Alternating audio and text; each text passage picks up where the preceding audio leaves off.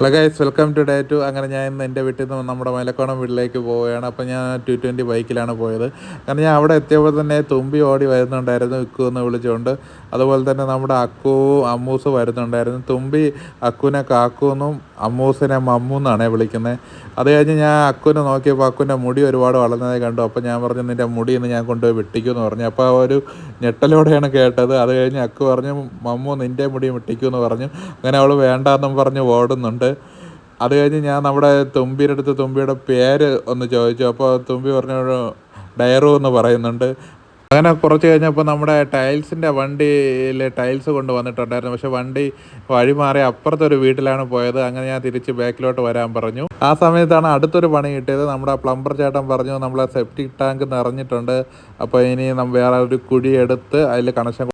അങ്ങനെ ഞാനത് നാളെ റെഡിയാക്കാമെന്ന് പറഞ്ഞു. അങ്ങനെ ഞാൻ ടൈൽസ് ഇറക്കുന്ന അടുത്തേക്ക് പോയി. അങ്ങനെ 2 ലോഡിങ്ങുകാരാണ് വന്നത്. നമ്മുടെ വിതുരയിലുള്ള 2 ലോഡിങ് അണ്ണന്മാരാണ് വന്നത്. അങ്ങനെ അവർ ടൈൽസ് ഇറക്കുകയാണ്. പിന്നെ ഈ താഴെയുള്ള പൈപ്പ് നിങ്ങൾ കാണുന്നത് നമ്മൾ ഒരു കാർബൺ ഷീറ്റ് അടിക്കുന്നുണ്ട്, അതിൻ്റെ പൈപ്പാണ് കണ്ടത്. അത് കഴിഞ്ഞ് നമ്മുടെ കാക്കുവിനെ ഞാൻ മുടി വെട്ടാൻ വേണ്ടി കൊണ്ടുപോയിട്ടുണ്ട്. നമ്മുടെ വിതുരയിലുള്ള ഒരു ഷോപ്പിൽ, പുതുതായിട്ട് പോയൊരു ഷോപ്പിലാണ് പോയത്. അപ്പോൾ അവിടെ ടി വിയിൽ നല്ല പാട്ടും കാര്യങ്ങളൊക്കെ ഇട്ടിട്ടുണ്ടായിരുന്നു. അപ്പോൾ അതൊക്കെ കേട്ട് അവന് മുടി വെട്ടിക്കൊണ്ടിരിക്കുകയായിരുന്നു. അപ്പോൾ ഇതാണ് നമ്മുടെ കാക്കുവിൻ്റെ ഫൈനൽ. അതായത് ഞാനും മിററിലൊക്കെ ഫോട്ടോ. പിന്നെ നമ്മളെ കാക്കുവിന് ലൈസൊക്കെ വാങ്ങിച്ച് കാക്കു പറഞ്ഞു നമുക്ക് തോട്ടിലൊന്ന് പോയിട്ട് വരാം. അങ്ങനെ നമ്മൾ അവിടെയുള്ള അടുത്തുള്ളൊരു തോട്ടിൽ പോയി. പക്ഷേ വെള്ളം ഭയങ്കര കുറവായിരുന്നു. കാരണം ഇപ്പം മഴയല്ലല്ലോ, കുറേ നാളുകൊണ്ട് വെയിൽ സീസൺ ആയതുകൊണ്ട് വെള്ളമൊന്നും ഇല്ലായിരുന്നു. അങ്ങനെ നമ്മൾ അവിടെ നിന്ന് ടാറ്റയൊക്കെ പറഞ്ഞ് ഞാൻ തിരിച്ച് വീട്ടിലേക്ക് പോയി.